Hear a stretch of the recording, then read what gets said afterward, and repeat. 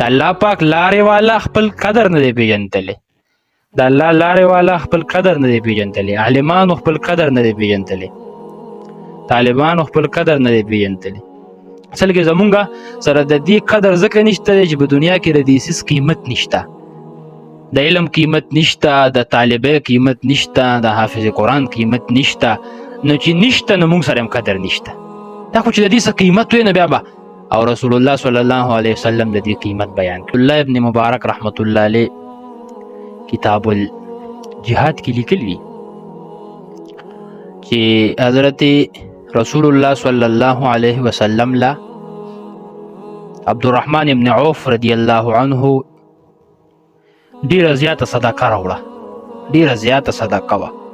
دومره صدقه چا نه وه راوړې د یو غزوې په مهم کې. ټوله مدینه منوره کې د هغې چرچه شوه او خلکو به وي چې د حضرت عبدالرحمن ابن عوف رضی الله عنه دا چانده ډیره عظیم الشانه چانده، دونه چانداړو چا راوړې نه ده. هر کس به تعریف کولو.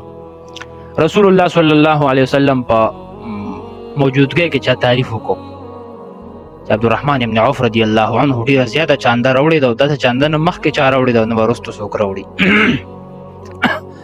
رسول الله صلی الله علیه وسلم فرمایل لغدوة رجل او روحته یجر صوته فی سبیل الله،